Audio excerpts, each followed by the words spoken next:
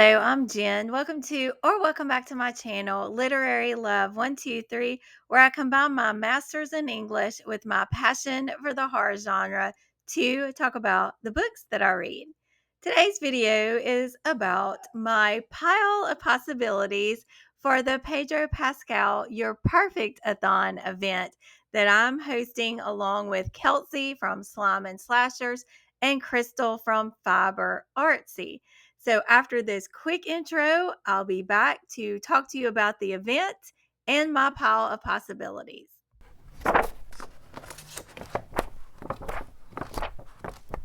Pedro Pascal Your Perfect-A-Thon takes place the week of July 27th through August 2nd. I will link my announcement video down in the description box below, and I will also link Kelsi and Crystal's announcement videos in the description box below as well. So let's go over my pile of possibilities. So starting with the prompt, watch something featuring Pedro. I have as one of my possibilities Law and Order SVU from 2011, season 12, episode 24. I have Fire Me Gasoline, the music video by Sia from 2015.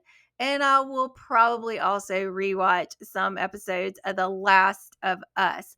Now, technically, this will be before the read-a-thon, watch-a-thon, activity-a-thon, but sometime in the next few weeks, my best friend and I are going to see The Materialist, the new movie featuring Pedro Pascal. So that's going to be an early Pedro event that I do.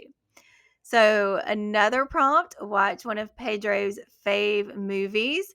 So one of his favorite movies that was mentioned in an article from Far Out magazine is Poltergeist. I'm also going to link my sources for the movies that he likes, books that he likes, that kind of thing. I will link that down below so that you can also go to those sites and possibly pick something of his favorites from there.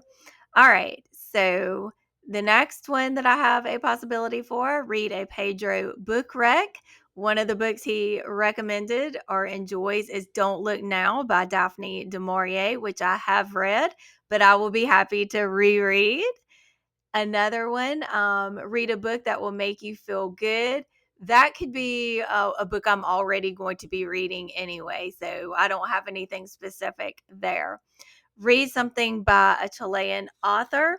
So I am going to be reading Cars on Fire by Monica Ramon Rios and translated by Robin Myers. So let me tell you what this is about in case this might be the Chilean author's book that you want to read too. Cars on Fire, Monica Ramon Rios' electric, uncompromising English language debut unfolds through a series of characters: the writer, the patient, the immigrant, the professor, and the student, whose identities are messy and ever shifting. A speechwriter is employed writing for would-be dictators but plays in a rock band as a means of protest. A failed Marxist, her own head as a final poetic act. With incredible formal range from the linear to the more freewheeling, the real to the fantastical to the dystopic, Rios offers striking, jarring glimpses into life as a woman and an immigrant.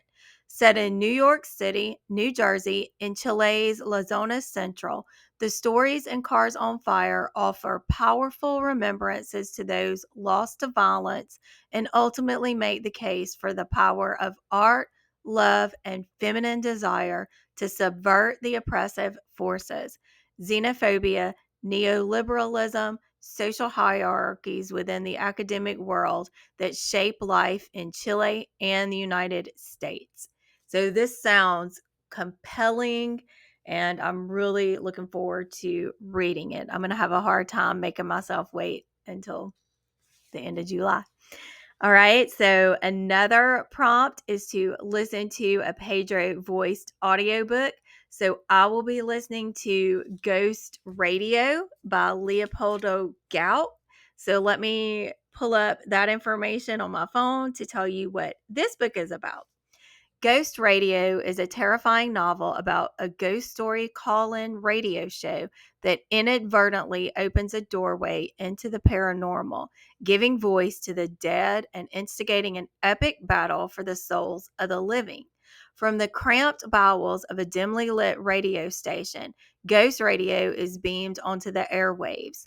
More than a call-in show to tell story more than a call-in show to tell scary stories about vampires and poltergeists, Ghost Radio is a sanctuary for those sleepless denizens of the night, lost halfway between this world and the next. Joaquin, the hip, melancholy host, sits deep in a fog of cigarette smoke, fielding calls from believers and detractors alike. He is joined in the booth by his darkly beautiful girlfriend, Alondra, and his engineer, Watts. Soon, what began as an underground cult sensation is primed to break out to mainstream audiences when a huge radio conglomerate offers to syndicate the show, and Ghost Radio becomes a national hit with an expanding legion of hardcore fans. Neither Joaquin, Alondra, nor Watts is remotely prepared for what is about to happen. That sounds compelling also, and plus it's voiced by Pedro, so I'm here to be whisked away into this world by the lovely voice of Pedro and the writing of Leopoldo Gout. All right, so another pile of possibility I have is to make a Pedro inspired cocktail. One of my options is a tequila based cocktail because there is a clip of him on an award show. He's asked what he drank before he went up to accept the award, and he says that he drank tequila. So that's an option.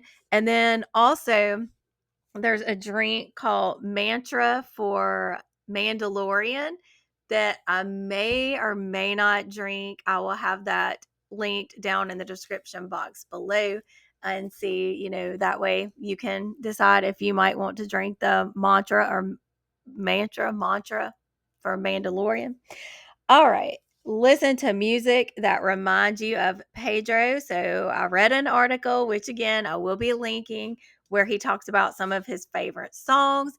So my pile of possibilities for songs to listen to are Ring My Bell by Anita Ward, White Wedding by Billy Idol, Dreams by Fleetwood Mac, Purple Rain by Prince, Tomboy by Princess Nokia, La Bamba by Richie Valens, Come See About Me by The Supremes, Move This by Technotronic, and Bring It On Home to Me by Sam Cooke.